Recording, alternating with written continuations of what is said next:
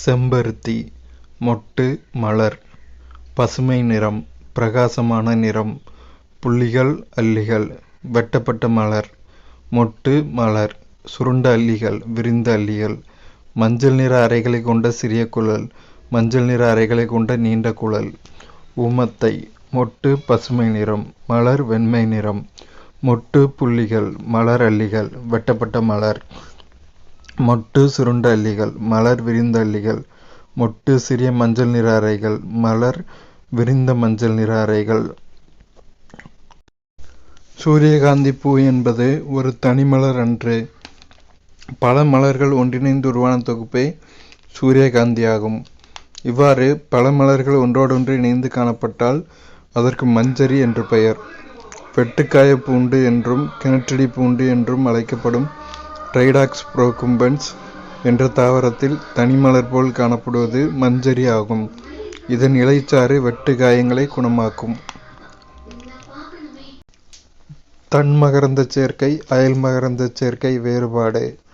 தன்மகரந்த சேர்க்கை ஒரு தாவரத்தின் மகரந்த பையில் உள்ள மகரந்த தூள்கள் அதே மலரின் சூலக முடியையோ அல்லது மற்றொரு மலரின் சூலக முடியையோ அடைவது தன்மகரந்த சேர்க்கை எனப்படும்.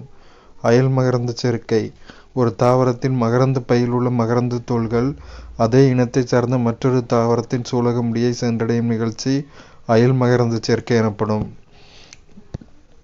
தன்மகரந்த சேர்க்கை நடைபெற அதிகளவில் மகரந்த தூள்கள் உற்பத்தியாக தேவையில்லை.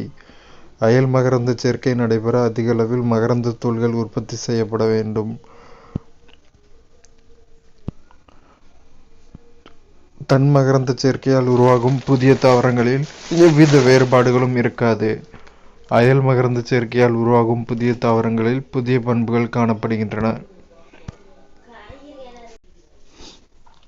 உலகின் பெரிய மற்றும் அதிக எடையுள்ள விதை இரட்டை தேங்காய் ஆகும். இதன் விதை 2 தேங்காய்கள் ஒன்றோடொன்று இணைந்து உருவானது போல இருக்கும். இவ்விதை சேசிலிஸ் என்ற இடத்தில் உள்ள 2 தீவுகளில் மட்டுமே முளைக்கும். ஒரு விதையின் நீளம் 12 அங்குலம், வட்டம் 3 அடி, எடை 18 கிலோ உள்ளதாக இருக்கும். தாவர உலகின் மிகச்சிறிய விதைகள் எனப்படுபவை ஆர்க்கிட் விதைகளாகும். 35 மில்லியன் ஆர்க்கிட் விதைகளின் எடை வெறும் 25 கிராம் மட்டுமே. சில தாவரங்களில் வேர்கள் தரையிலிருந்து தோன்றாமல் தரைமட்டத்திற்கு மேல் தண்டு அல்லது இலைகளில் இருந்து தோன்றுகின்றன.